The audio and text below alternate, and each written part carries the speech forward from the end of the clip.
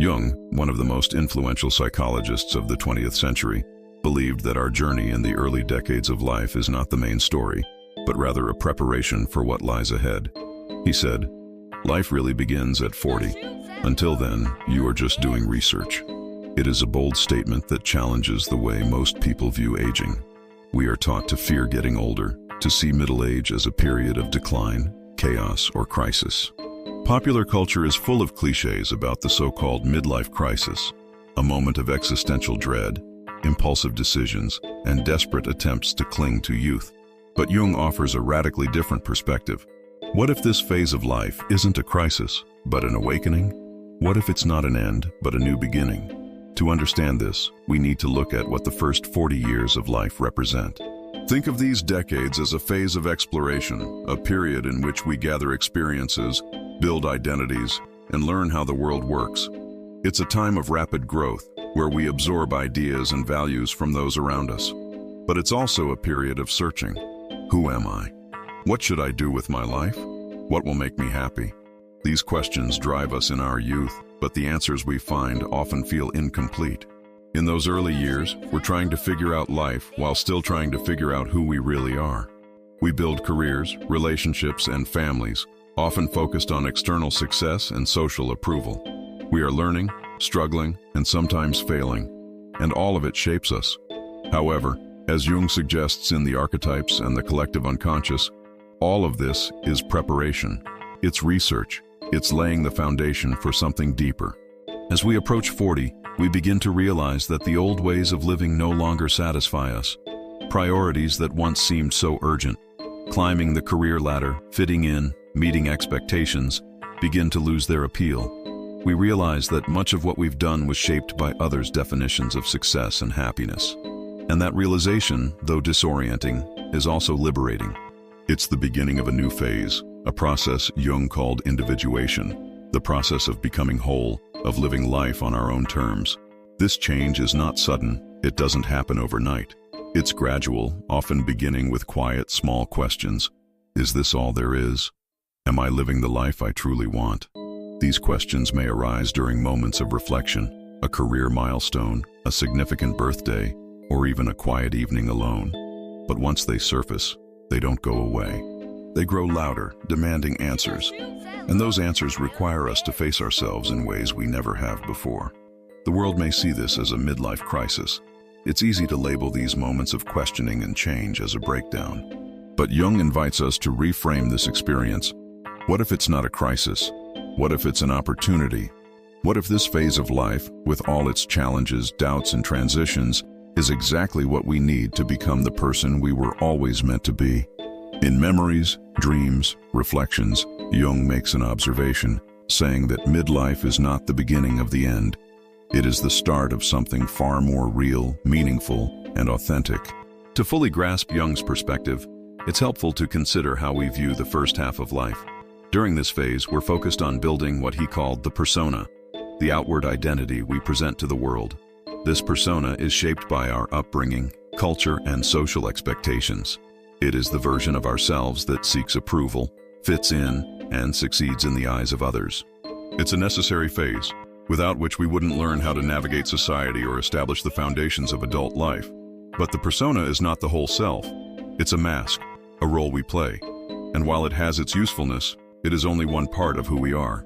The problem arises when we become overly attached to it, mistaking it for our true self. As we reach midlife, the cracks in the persona begin to show. The roles we play, the successful professional, the devoted parent, the loyal partner, begin to feel constrictive. We start to sense that there is more to us than the image we've been projecting. And this is where the real work begins. Jung called the process of moving beyond the persona individuation. Individuation is about integrating all parts of ourselves, not just the socially acceptable ones, but also the shadowy hidden aspects we ignore or repress. The shadow, as Jung described it in Man and His Symbols, contains everything we reject about ourselves. Our fears, insecurities, and unfulfilled desires. Confronting the shadow can be uncomfortable, even painful, but it is essential for growth. Only by acknowledging and accepting these parts of ourselves can we become whole. In midlife, the process of individuation takes on new urgency. The questions we face are no longer about external achievements but about inner fulfillment. What truly matters to me? What do I want to leave behind? What kind of life do I want to create? These are deeply personal questions, and the answers can't be found in the expectations of others. They require us to look inward, to listen to our own inner voice. This inward gaze is often accompanied by a shift in priorities. In youth, we are driven by ambition, competition, and the desire to prove our worth.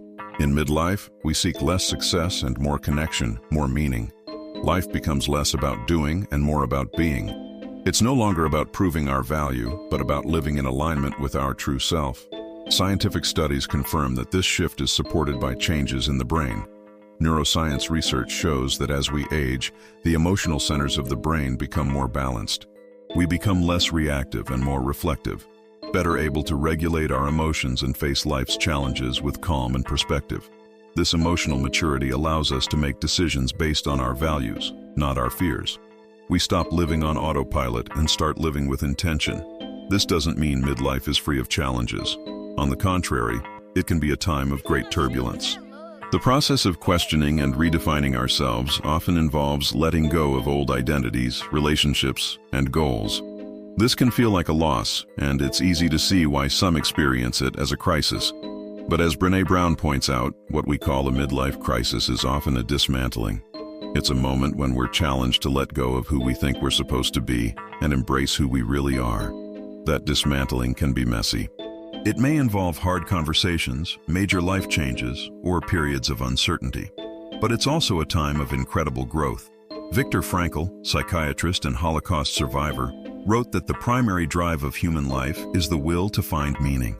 In midlife, that will becomes more urgent. We are no longer content to live by someone else's script. We want a life that feels meaningful, even if it's different from what we imagined. To do this, we must face the fears that have held us back. The fear of judgment, the fear of failure, the fear of stepping into the unknown. These fears can be paralyzing, but midlife offers an opportunity to confront them head-on. It's a chance to rewrite the story of our lives, to let go of what no longer serves us, and to embrace what truly matters. Abraham Maslow, humanist pioneer, described this process as self-actualization, the drive to realize our full potential, to become the best version of ourselves. In midlife, self-actualization takes on new depth. It's no longer about achieving external success, but about finding inner fulfillment. It's about living a life that feels authentic and meaningful. This process isn't easy, but it is beautiful.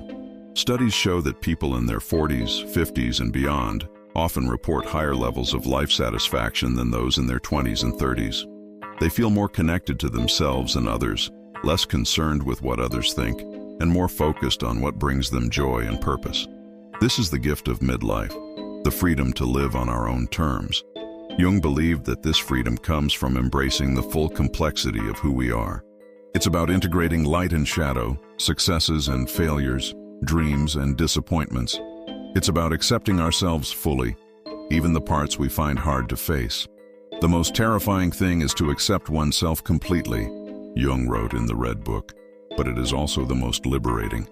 Midlife is not a time to despair over what we've lost. It's a time to celebrate what we've gained: wisdom, clarity, resilience. It's a time to build a life that reflects our true self, a life that feels real and whole. It is a time to stop doing research and start living. In this sense, midlife is not the beginning of the end. It is the beginning of something much deeper. It's a turning point, a chance to step into the life we were always meant to live. And while the journey may be challenging, it is also profoundly rewarding. Life really begins at 40, not because we have all the answers, but because we finally start asking the right questions.